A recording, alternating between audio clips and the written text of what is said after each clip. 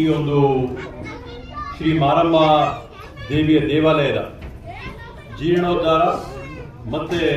ಲೋಕಾರ್ಪಣೆ ಕಾರ್ಯಕ್ರಮಕ್ಕೆ ಬಂದಿರತಕ್ಕಂಥ ನಮ್ಮ ಎಲ್ಲ ಅಣ್ಣ ತಮ್ಮಂದರೆ, ಅಕ್ಕ ತಂಗಂದರೆ, ತಾಯಂದರೆ ತಮ್ಮೆಲ್ಲರಿಗೂ ಈ ಕಾರ್ಯಕ್ರಮಕ್ಕೆ ಮನಸ್ಪೂರ್ವಕವಾದಂಥ ಸ್ವಾಗತನ ಕೋರ್ತಾ, ವಿಶೇಷವಾಗಿ ಈ ದೇವಾಲಯ ಇವತ್ತು ಇಷ್ಟು ಅದ್ಭುತವಾಗಿ ಹೊರಹೊಮ್ಮಬೇಕಂತಂದರೆ ಕಲ್ಲಿಂದ ಹಿಡಿದು, ಕೆತ್ತನೆಯಿಂದ ಹಿಡಿದು, ಕಾರಗಾರಿ ಕೆಲಸದಿಂದ ಹಿಡಿದು ಪ್ರತಿಯೊಂದಕ್ಕೂ ಸಹಕಾರ ಕೊಟ್ಟು ಪ್ರೋತ್ಸಾಹ ಕೊಟ್ಟಿರ್ತಕ್ಕಂಥ ಬೈರೇಗೌಡನವರೇ, ನಮ್ಮ ಅಂಕುರಳ್ಳಿ ಹೋಬಳಿಯ ಹಿರಿಯ ಮುಖಂಡರಾದಂಥ ಪ್ರಕಾಶ್ ಅಣ್ಣವರೇ,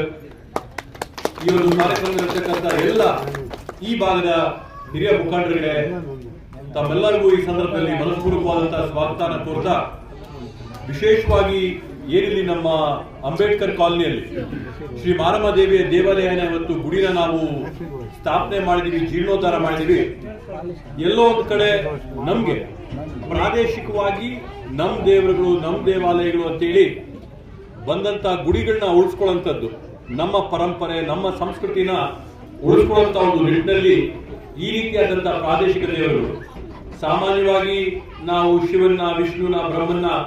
ಎಲ್ಲಾ ಕಡೆಗಳಲ್ಲಿ ಕೂಡ ಆರಾಧನೆ ಮಾಡ್ಕೊಳ್ತಾ ಬರ್ತೀವಿ. ಆದ್ರೆ ಮೂಲ ನಮ್ಮ ಗ್ರಾಮಗಳಲ್ಲಿದ್ದು ನಾವು ಆರಾಧನೆ ಮಾಡಿ, ನಮ್ಮನ್ನು ರಕ್ಷಣೆ ಮಾಡಿ, ತಲತಲಾಂತರಗಳಿಂದ ಕೂಡ ನಮ್ಮಲ್ಲಿರುವಂತ ಈ ದೇವಿಗಳನ್ನ ಪ್ರಾದೇಶಿಕವಾಗಿ ದಕ್ಷಿಣ ಭಾರತದಲ್ಲಿ ಮಾರಮ್ಮ ಆಗಿರ್ಬೋದು, ದುರ್ಗಮ್ಮ ಆಗಿರ್ಬೋದು, ಕತ್ತಿ ಮಾರಮ್ಮ ಆಗಿರ್ಬೋದು, ಶುಕ್ಲಮ್ಮ ಆಗಿರ್ಬೋದು, ಈ ರೀತಿಯಾದಂತಹ ದೇವಿಗಳ ಗುಡಿಗಳನ್ನ, ದೇವಾಲಯಗಳನ್ನ ನಾವು ಉಳಿಸ್ಕೊಳ್ತಾ ಬಂದು ಏನ್ ನಮ್ಮ ಕೆಲಸಗಳು ಮಾಡ್ಕೊಂಡಾಗ ನಮ್ಮ ಭಾಗದಲ್ಲಿರ್ತಕ್ಕಂಥ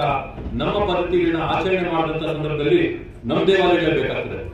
ಮುನೇಶ್ವರನ್ ಮಾಡ್ಬೇಕಂತಂದ್ರೆ ಅದು ನಮ್ಮ ಭಾಗದಲ್ಲಿರ್ತಕ್ಕಂಥ ಪದ್ಧತಿ, ನಮ್ಮಲ್ಲಿರ್ತಕ್ಕಂಥ ಒಂದು ಇತಿಹಾಸದಿಂದ ಬಂದಿರತಕ್ಕಂಥ ಪದ್ಧತಿಗಳು, ಇವನ್ನ ನಾವು ಮಾಡ್ಕೊಂಡು ಬರ್ಬೇಕಂತ ಸಂದರ್ಭದಲ್ಲಿ ನಮ್ಮ ದೇವಾಲಯಗಳು ಪ್ರಾದೇಶಿಕವಾಗಿದ್ದವನ್ನ ಉಳಿಸ್ಕೊಂಡು ಹೋಗ್ಬೇಕು. ಆ ಒಂದು ನಿಟ್ಟಿನಲ್ಲಿ ಇವತ್ತೇನು ಶ್ರೀ ಮಾರಮ್ಮ ದೇವಿಯ ದೇವಾಲಯನ ಇಲ್ಲಿ ಸ್ಥಾಪನೆ ಮಾಡಿದರೆ ಇಲ್ಲಿರ್ತಕ್ಕಂಥ ಜನರ ಭಕ್ತಿಗೆ ಕೇಂದ್ರೀಯ ಆಗಿರ್ತಕ್ಕಂಥ ಈ ತಾಯಿಯ ದೇವಾಲಯನ ಇಲ್ಲಿ ಸ್ಥಾಪನೆ ಮಾಡಿ, ನಾನು ಮೊನ್ನೆಯೂ ಕೂಡ ನಮ್ಮ ಅಂಗೋಡಹಳ್ಳಿ ಹೋಬಳಿಯಲ್ಲಿರ್ತಕ್ಕಂಥ ದೊಡ್ಡಸಂದ್ರ ಗ್ರಾಮದಲ್ಲಿ ಚನ್ನಕೇಶ್ವರ ಸ್ವಾಮಿಯ ದೇವಾಲಯನ ನಾವು ಉದ್ಘಾಟನೆ ಮಾಡಿದಂತ ಸಂದರ್ಭದಲ್ಲಿ ವಿಶೇಷವಾಗಿ ಒಂದು ಮಾತು ಹೇಳಿದೆ. ಈ ರೀತಿಯಾದಂತಹ ಕಾರ್ಯಕ್ರಮಗಳು, ಕಾಮಗಾರಿಗಳು, ಅಭಿವೃದ್ಧಿಗಳು ಆಗಬೇಕು ಅಂತಂದ್ರೆ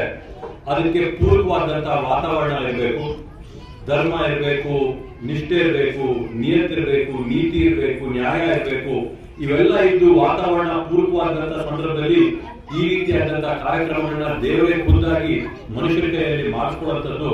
ಆ ರೀತಿಯಾಗಿ ಮಾಡುವಂತಹ ವಾತಾವರಣ ಇವತ್ತು ಹೊಸಕೋಟೆ ತಾಲೂಕಲ್ಲಿ ಸೃಷ್ಟಿಯಾಗಿದೆ. ಆದ್ರಿಂದ ನಾವು ನೋಡ್ತಾ ಇದ್ದಂಗೆ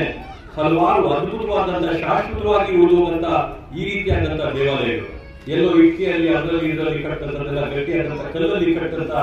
ದೇವಸ್ಥಾನಗಳು, ಯುಗಾಂತರ ಇರ್ತಕ್ಕಂಥ ದೇವಸ್ಥಾನಗಳು, ಆ ರೀತಿಯಾದಂತಹ ದೇವಾಲಯಗಳು ಇವತ್ತು ನಮ್ಮ ತಾಲೂಕಲ್ಲಿ ಬರ್ತಾ ಇವೆ. ಆದ್ರಿಂದ ದೇವರ ಆಶೀರ್ವಾದ ಸದಾ ಇರಲಿ ಅಂತೇಳಿ, ಆ ದೇವರ ಎಷ್ಟು ಶಕ್ತಿ ತುಂಬತಾನೋ ಅಷ್ಟೇ ಸೇವೆ ಮಾಡಕ್ ಅವಕಾಶ ಸಿಗುತ್ತೆ. ಆ ಸೇವೆನ ತಮ್ಮೆಲ್ಲರ ಆಶೀರ್ವಾದ ಇದ್ದೆ ದಿನ ಕೂಡ ನಿಮ್ ಸೇವೆನ, ದೇವರ ಸೇವೆನ ಮಾಡ್ಕೊಳ್ತಾ ಬರ್ತಾ ಇರ್ತೀವಿ ಅಂತ ಈ ಸಂದರ್ಭದಲ್ಲಿ ಹೇಳ್ತಾ, ಏನಿ ಹಿಂದೆ ದೇವಾಲಯದ ಉದ್ಘಾಟನೆ ಮೊದಲು ಸುಮಾರು 50-60 ಲಕ್ಷ ರೂಪಾಯಿಗಳ ಅಭಿವೃದ್ಧಿ ಕಾಮಗಾರಿಗಳನ್ನ ಈ ಭಾಗದಲ್ಲಿ ಸಿಸಿ ರಸ್ತೆಗಳಾಗಿರ್ಬೋದು, ಚರಂಡಿಗಳಾಗಿರ್ಬೋದು ಮಾಡಿಕೊಟ್ಟಿದ್ದೀವಿ. ಈಗ ಮುಂದಿನ ದಿನಗಳಲ್ಲಿ ಇನ್ನೂ ಒಂದು 50 ಲಕ್ಷ ರೂಪಾಯಿಗಳ ಅಭಿವೃದ್ಧಿ ಕಾಮಗಾರಿಗಳನ್ನ ಈ ಭಾಗದಲ್ಲಿ ಮಾಡಿಕೊಟ್ಟು ಇವತ್ತು ಈ ಒಂದು ಅದ್ಭುತವಾದಂತಹ ದೇವಾಲಯಕ್ಕೆ ಮಹಾದಾನಿಗಳು ದೊಡ್ಡ ಕೊಡುಗೆ ಕೊಟ್ಟಿರ್ತಕ್ಕಂಥ ಬೈರೇಗೌಡರವರು ಕಲ್ಲಿಂದ ಎಂಬುದು ಪ್ರಾರಂಭ ಮಾಡಿ, ಕೆತ್ತನೆಯಿಂದ, ಕಲ್ಲಿಂದ, ಕಾಮಗಾರಿಯಿಂದ ಎಲ್ಲರಿಂದಲೂ ಕೂಡ ಸಹಕಾರ ಕೊಡ್ಕೊಂಡು ಬಂದು ಬಹುಶಃ 3-4 ವರ್ಷಗಳ ನಿರಂತರವಾದಂತಹ ಸತತವಾದಂತಹ ಒಂದು ಪ್ರಯತ್ನದಿಂದ ಇವತ್ತು ಒಂದು ದೇವಾಲಯ ಕಟ್ಟಬೇಕಂದ್ರೆ ಒಬ್ಬಿಬ್ಬರು ಕೈಯಲ್ಲ, ಎಲ್ಲರೂ 100 ಜನ ಕೈ ಜೋಡಿಸಬೇಕಾದಂಥದ್ದು. ಆದ್ರಿಂದ ಈ ಭಾಗದಲ್ಲಿರ್ತಕ್ಕಂಥ ಅಂಬೇಡ್ಕರ್ ಕಾಲನಿ ಇರ್ತಕ್ಕಂಥ ಎಲ್ಲಾ ಕುಟುಂಬದ ವರ್ಗವನ್ನು ಕೂಡ ಕೈ ಜೋಡಿಸಿ ₹1 ಇಂದ ಹಿಡಿದು 1 ಕೋಟಿ ರೂಪಾಯಿವರೆಗೂ ಹಾಕಂತವರು, ಸಹಾಯ ಮಾಡಂತವ್ರು ಪ್ರತಿಯೊಬ್ಬರು ಕೂಡ ದಾನಿಗಳೇ. ಪ್ರತಿಯೊಬ್ಬರಿಗೂ ಕೂಡ ನಾವು ಗೌರವ ಕೊಡಬೇಕಾದಂತದ್ದೇ. ಆ ಒಂದು ನಿಟ್ಟಿನಲ್ಲಿ ಸ್ಥಾಪನೆ ಮಾಡಿದಂತ ಎಲ್ಲ ದಾನಿಗಳಿಗೂ ಕೂಡ ಅಭಿನಂದನೆಗಳನ್ನ ನಾನು ಈ ಸಂದರ್ಭದಲ್ಲಿ ಸೂಚಿಸ್ತಾ, ಅದೇ ರೀತಿಯಲ್ಲಿ ಮುಂದೆಗಡೆ ಏನ್ ನಾವು ಸ್ಕೈ ವಾಕ್ ಮಾಡಬೇಕಿತ್ತು, ಜನ ರೋಡ್ನಿಂದ ಈ ಭಾಗಕ್ಕೆ, ಆ ಭಾಗಕ್ಕೆ, ಆ ಭಾಗದಿಂದ ಈ ಭಾಗಕ್ಕೆ ಬರಬೇಕಾದಾಗ ಸಾಕಷ್ಟು ತೊಂದರೆ ಆಗ್ತಾ ಇತ್ತು, ಅವೆಲ್ಲವೂ ಕೂಡ ಒಂದು ತೆರೆ ಇರಬೇಕು ಅಂತ ಹೇಳಿ ಸ್ಕೈ ವಾಕ್ ಕೂಡ ಈ ಭಾಗದಲ್ಲಿ ನಿರ್ಮಾಣ ಮಾಡಿ, ವಿಶೇಷವಾಗಿ ಏನ್ ನಮ್ಮ ಕೋರ್ಟ್ ಸರ್ಕಲ್ ಹತ್ರ ಇರ್ತಕ್ಕಂಥ ಫ್ಲೈಓವರ್ ಇದೆ, ಆ ಕಡೆ ಸ್ಕೈ ವಾಕ್ ಇದೆ, ಆ ಸ್ಕೈ ವಾಕ್ ಅಲ್ಲಿ ಸಾಕಷ್ಟು ವಯಸ್ಸಾದಂತವರು, ವಿಶೇಷ ಚೇತನರು ಅವರೆಲ್ಲರಿಗೂ ಕೂಡ ಅದನ್ನ ದಾಟಕ್ಕೆ ಅನಾನುಕೂಲ ಆಗುತ್ತೆ ಅನ್ನೋ ಒಂದು ನಿಟ್ಟಿನಲ್ಲಿ ನಗರಸಭೆ ವ್ಯಾಪ್ತಿಯಿಂದ ಸುಮಾರು 60 ಲಕ್ಷ ರೂಪಾಯಿಗಳನ್ನ ಮೀಸಲು ಮಾಡಿಟ್ಟು ಲಿಫ್ಟ್ ಮಾಡೋಕ್ಕೂ ಕೂಡ ಅದಕ್ಕಾಗಲೇ ವ್ಯವಸ್ಥೆ ಮಾಡಿದೆ. ಆ ಒಂದು ಹಣ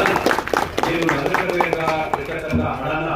ಕೇಂದ್ರ ಸರ್ಕಾರದಲ್ಲಿ ಇರ್ತಕ್ಕಂಥ ನ್ಯಾಷನಲ್ ಹೈವೇ ಅವರಿಗೆ ವರ್ಗಾವಣೆ ಮಾಡಿ ಅಲ್ಲಿಂದ ಲಿಫ್ಟ್ ಮಾಡುವಂತ ಕೆಲಸ ಕೂಡ ಮುಂದಿನ ದಿನಗಳಲ್ಲಿ ನಾವು ಮಾಡಿಕೊಡ್ತೀವಿ ಅಂತ ಈ ಸಂದರ್ಭದಲ್ಲಿ ಆಶ್ವಾಸನೆ ಕೊಡ್ತಾ ಈ ಒಂದು ಅದ್ಭುತವಾದಂತಹ ಕಾರ್ಯಕ್ರಮಕ್ಕೆ ನಮ್ಮನ್ನ ಕರೆಮಾಡಿಕೊಂಡು ತಮ್ಮೆಲ್ಲರೂ ಉದ್ದೇಶಿಸಿ ಮಾತನಾಡುತ್ತಾ ಒಂದು ಸೌಭಾಗ್ಯ ಕೊಟ್ಟು ಗೌರವ ಕೊಟ್ಟಿರ್ತಕ್ಕಂಥ ಸಮುದಾಯದ ಎಲ್ಲರಿಗೂ ಕೂಡ ಅನಂತ ಧನ್ಯವಾದಗಳನ್ನ ಸಲ್ಲಿಸ್ತಾ ನನ್ನ ಮಾತುಗಳನ್ನ ವಿರಾಮ ನೀಡ್ತೀನಿ. ಜೈ ಹಿಂದ್, ಜೈ ಕರ್ನಾಟಕ.